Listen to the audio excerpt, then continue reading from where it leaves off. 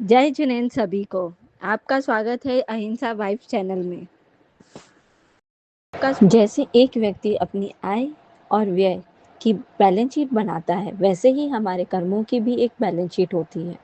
एक तरफ पुण्य, दूसरी तरफ पाप।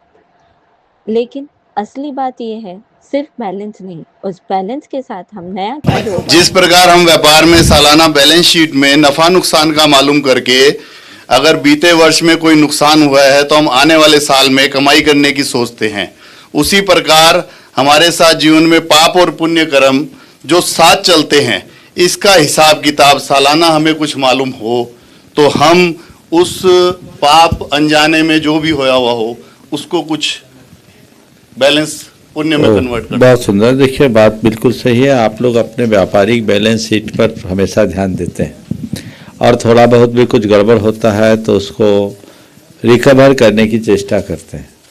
इसी तरह यदि आप अंदर के बैलेंस शीट की तरफ ध्यान देंगे तो ऐसा किया जा सकता है, बल्कि भीतरी बैलेंस शीट में ये सारा सिस्टम भी है। आप ऐसा कर सकते हैं, किया जा सकता है। विडंबना ये है कि हम लोग उसको करना नहीं जानते, जानते नहीं, उस बैलेंस शीट की तरफ हमारा ध्यान ही नहीं है। हमारा कर्मशास्त्र कहता है कि हम अपने पाप को पुण्य में भी परिवर्तित कर सकते हैं, हम अपने पुण्य की वृद्धि भी कर सकते हैं और हम अपने कृत्यों से अपने पुण्य को पाप में भी परिवर्तित कर सकते हैं, पुण्य का क्षय भी कर सकते हैं। यहाँ सारा क्रेडिट डेबिट सब हो सकता है। कुछ उदाहरण मैं आपको देता हूँ तो ये बात शायद ज़्यादा अच्छे से समझ में आए।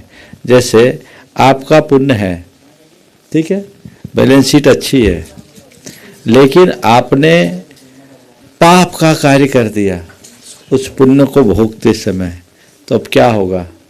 पुण्य आपका डेबिट हो जाएगा, छीन होगा, समझ गए? पाप की क्रेडिट बढ़ जाएगी। तो ये हमारा नुकसान है। पाप का उदय चल रहा है और पाप के उदय में आपने संयम साधना रखा, सात्विक भाव रखे, दया परोपकार करुणा के कार्य किए, तो उससे उस घड़ी में पुण्य का बंद हो गया। तो जो आपका पाप है वो पतला पड़ जाएगा, डेबिट हो जाएगा और पुण्य आपका बढ़ जाएगा। तो सारी चीज़ें हैं, आप अपने प्रति जागरूक हों। आपकी बैलेंस शीट आपके सामने होनी चाहिए और अगर ऐसी बैलेंस शीट को आपने ठीक कर लिया तो सब बातें स्वतः घटित हो सकती। गुरुदेव, ये तो हम हर क्षण हर पल ही कर सकते हैं। हर पल, बिल्कुल। अभी जो आप लोग कर रहे हो ना, यहाँ अपनी बैलेंस शीट को स्ट्रांग कर रहे। एक बात बताता हूँ, जब आपको लगे कि मेरा समय अशुभ है, दिनमान खराब दिख रहा है, यानी अभी पाप सिर चढ़ करके बोल रहा है, पाप भारी है, ऐसे मौके में क्या करें? ओम ओम ओम। ऐसे मौके में क्या करें? हम धर्म क्षेत्र में चले जाएं, गुरुओं के समागम में चले जाएं, अपने आप को यथासंभव शुभ में रमा दें। जब हम शुभ में रमाएंगे तो दो संभावनाएं घटेगी। पहली, हमारा पाप छीन हो जाए और न हो तो भी पाप पतला हो जाए। मैं एक घटना बताता हूँ। मेरे संपर्क के एक सज्जन जो एक ज़माने में बहुत संपन्न थे, संयोग को एक गलत पॉलिसी अपना लेने से उन्हें बड़ा लंबा घाटा हुआ।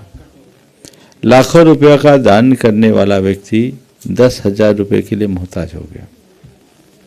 उस व्यक्ति ने देखा कि अभी मेरा समय खराब है, काम करने की तो कोई पोजीशन थी नहीं। उन्होंने बहुत संयम से, शांति से अपना वक्त गुजारा। उनके नगर में 7 जिन मंदिर थे। उनने 7 मंदिर के दर्शन करने के बाद ही मुंह में पानी डालने का संकल्प लिया। पैदल जाते 7 मंदिर, लगभग 5-1 किलोमीटर के एरिया में, 4.5-5 किलोमीटर आना जाना में होता। कस्बे में थे, ज़्यादा नहीं, लेकिन 7 मंदिर का वो व्यक्ति दर्शन करे।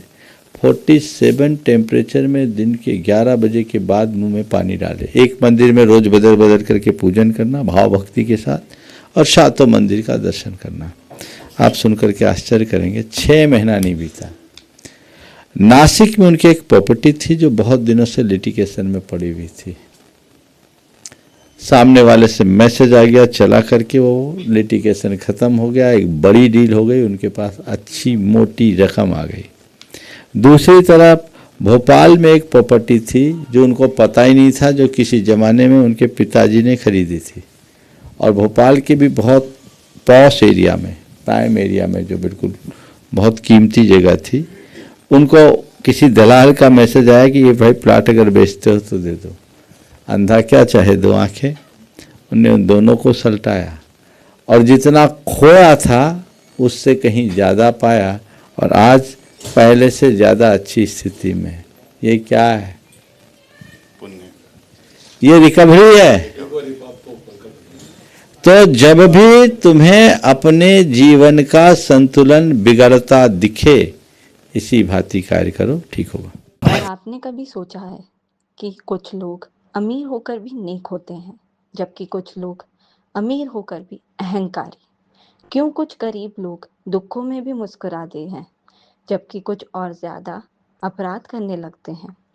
जैन धर्म के अनुसार यह सब अनुबंध का खेल है, यानी आज हम जो फल भोग रहे हैं उसके साथ भविष्य के कैसा बीज बो रहे हैं।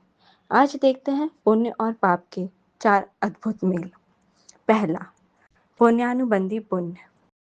कल्पना कीजिए एक राजा की, पिछले जन्म के पुण्य से उसे राजपाट मिला, लेकिन वह राजा इस सुख में डूबा नहीं। उसने अपनी शक्ति का उपयोग धर्म और परोपकार में किया। तीसरा है पुण्यानुबंधी पाप, अनुबंधी पुण्य। एक सेठ के पास पुण्य का उदय है, इसलिए धन दौलत की कमी नहीं है, लेकिन इस सुख के नशे में वह नए पाप बांध रहा है। वह दूसरों को सताता है और अधर्म करता है। पापानुबंधी पुण्य। एक व्यक्ति के वर्तमान में पाप का उदय है, इसलिए वह गरीबी और बीमारी झेल रहा है, लेकिन उसके विचार शुद्ध हैं।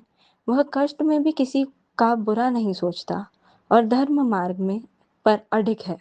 और चौथा है पापानुबंधी पाप। यह सबसे भयानक स्थिति है। यह सबसे भयानक स्थिति है। व्यक्ति पहले से ही दुखी है, पाप का फल भोग रहा है, और उस दुख से हताश होकर वह और ज्यादा पाप, चोरी और नफरत करता है।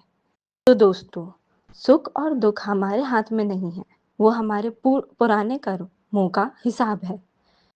लेकिन उस सुख या दुख को भोगते समय हमारे भाव कैसे हैं, यह पूरी तरह हमारे हाथ में है।